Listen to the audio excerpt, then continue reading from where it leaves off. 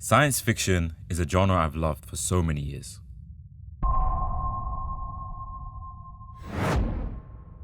Among the many JRPGs out there, I was always intrigued by the Star Ocean series for that very reason. The character designs and overall aesthetic of the game spoke to me in a way I can't exactly describe. It took a long time, but with the release of this remake of the 1998 classic, Star Ocean: The Second Story R, I finally played through my first title of the series, and I think this may be the beginning of an amazing journey. 広大な外宇宙は幾億もの人間のさまざまな夢を受け止め、その上でさらに無限の可能性を見せつけていた。そこには数えきれないほどの夢が広がっている。無論その中には悪夢も存在する。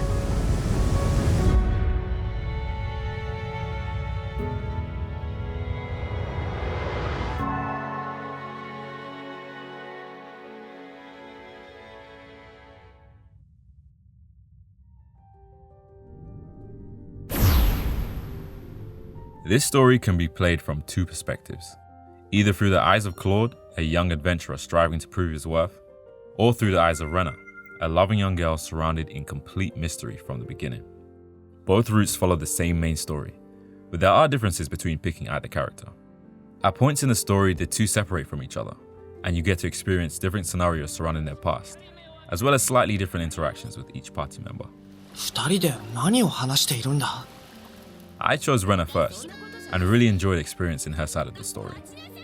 She does seem like the secondary pick though, as she's more of a support character gameplay-wise, while most of the time the protagonists tend to be the balanced type in the party, offering many ways to attack and support themselves, which is entirely what Claude can do, but I'll talk about that more later.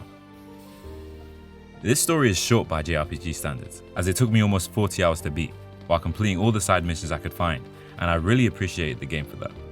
Large story events happen at an exciting pace, keeping the story engaging throughout as you try to uncover the mysteries on Planet Expel.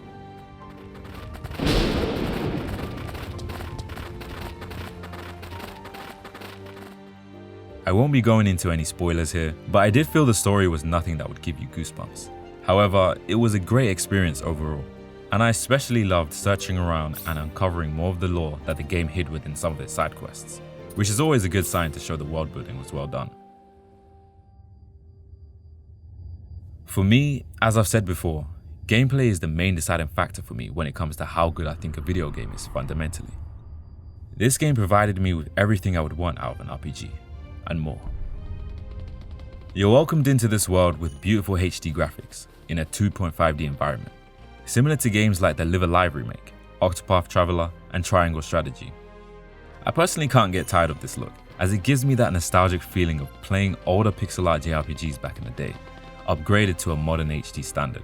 I also love the new artwork for all the character portraits. I'm really into the art style. 見ての通りよ。宇宙船の燃料を切らせちゃってね。There's also nice little nostalgia options for fans of both the PSP remaster and the original PS1 versions of the game, with reworked voice acting from the original Japanese PS1 cast, as well as both English and Japanese dubs from the 2008 PSP version. You can also look through old illustrations of characters from the different games on the status menu. Presentation-wise, the only thing I found to be disappointing was the music. It wasn't bad, and I had one track I liked the melody of, but I felt most of the songs weren't memorable, which is a shame since a lot of the JRPGs I've played over the years have such amazing soundtracks.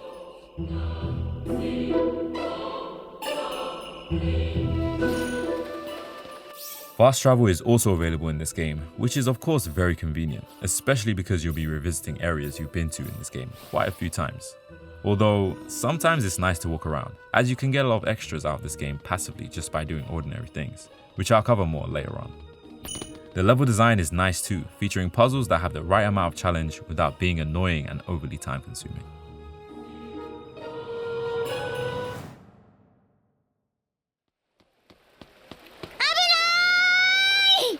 Huh?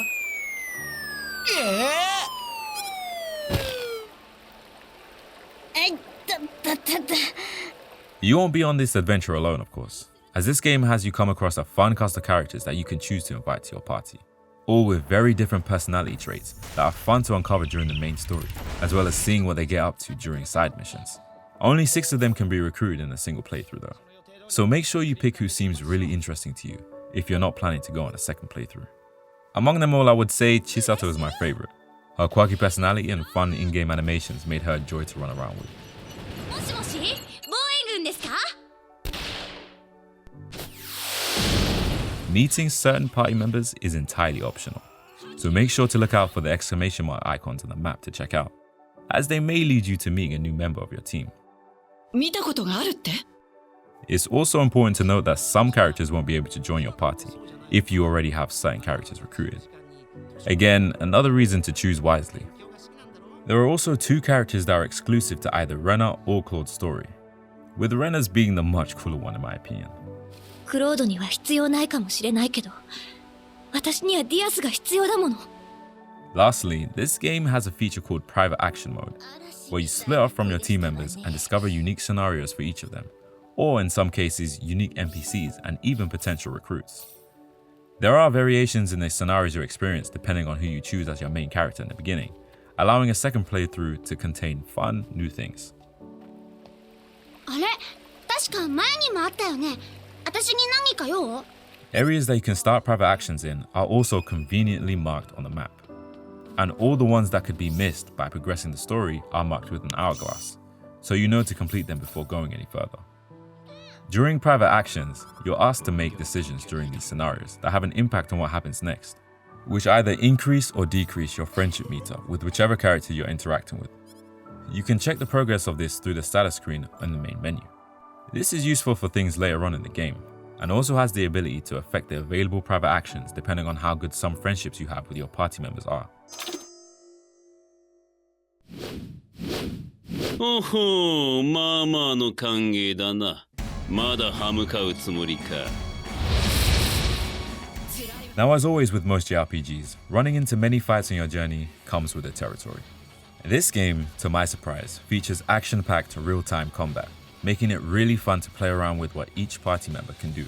This game has several combat mechanics, such as perfect dodge, braking, and assault actions that allow you to mix things up, so you won't be mashing a single button for 40 hours. With melee-focused characters, you can map their special moves to either the left and right bumpers to use on the fly, and also hit the pause menu to command your spellcasters to do specific spells in a pinch. Sometimes a lot of things happen on the screen at once and you can barely see what's happening, but it isn't too much of an issue personally.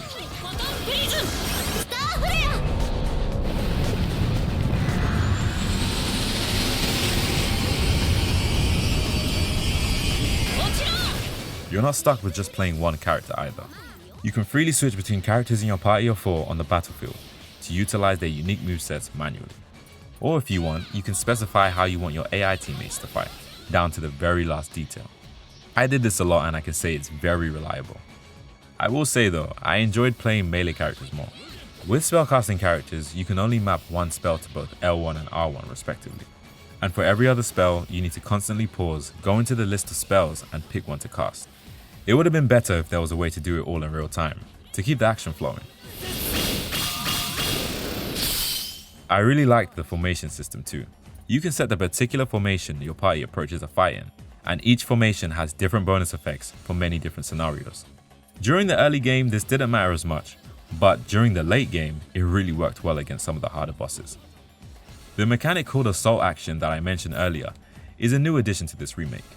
Using the D-pad, you can equip and summon up to 4 characters who are not part of your current party to perform a special move to help you out in the fight. What's really cool about this is you also have the ability to summon protagonists from previous Star Ocean games using this method, so be sure to hunt around the world for gems that help you unlock them. Speaking of receiving rare items, the game has a very long list of missions that you passively complete just through playing the game naturally. The rewards are always nice and keep you stocked up on useful items, as well as giving you a healthy amount of skill points and battle points. Don't overlook these, as there's some really nice rewards hidden in there that I'm sure most players would like. This is just the tip of the iceberg though, as the incredible upgrading systems in this game go above and beyond when it comes to tailor-making your experience.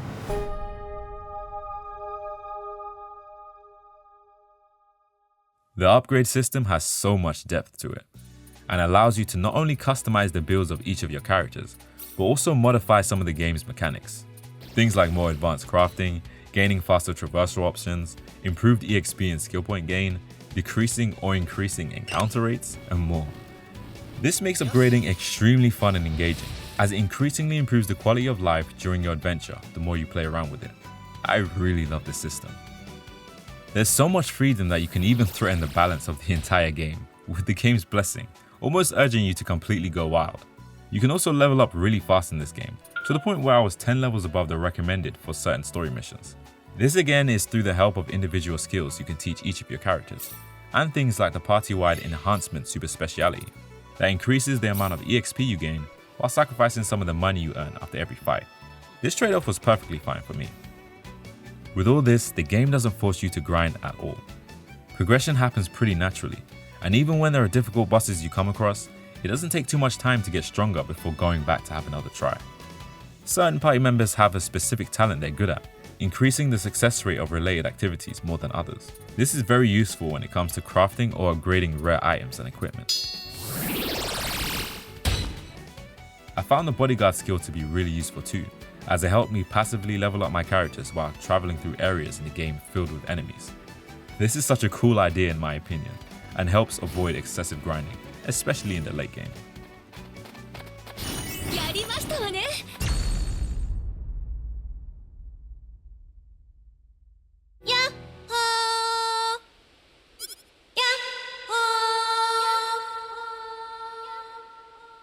After the adventure's over, the fun still continues, as you then have the option to pick the protagonist you didn't pick the first time, and fly through the game once again, discovering all the things you missed out on the first time. The game also has 99 different endings. Yes, 99.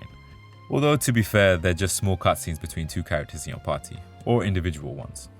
You won't have to replay the game 99 times to get all of these thankfully, as the game has a separate menu for all the endings you've unlocked. A good way to do it would be to beat the game, experience some of the endings, and then reload to the point before the final boss to make some tweaks to your friendship levels and do the same again. However, you will have to start again a few times to recruit specific members for different ending pairings though. As well as all the endings you can choose from, there are extremely hard optional enemies to fight on the world map that you can revisit on later playthroughs if they were too tough for you the first time round. I got one shot the first time I tried fighting one, so they're not to be taken lightly. There's even a mini-game area where you can compete in a rhythm game like cooking contest and compete in a fighting tournament where you win many rare prizes, again adding plenty of playtime to the endgame and postgame. There are also some hidden storylines and secret bosses that you can enjoy the second time round, but I won't spoil anything.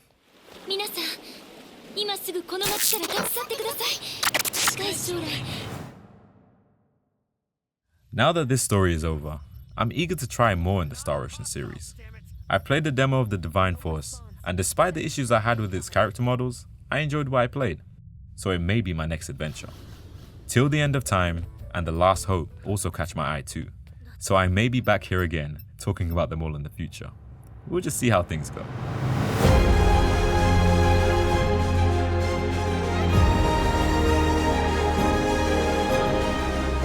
Overall, Star Ocean The Second Story R is a wonderful JRPG experience, with many quality of life upgrades from the original to keep the game feeling fun and exciting, from the first time you step out onto the world map all the way onto the end. The game has a really nice atmosphere to it, making it very easy to pick up and dive into. I always felt compelled to run around the map looking for new areas to explore and rare treasures to find. If you're looking for your next JRPG to play, this fantastic space odyssey could be the right one for you.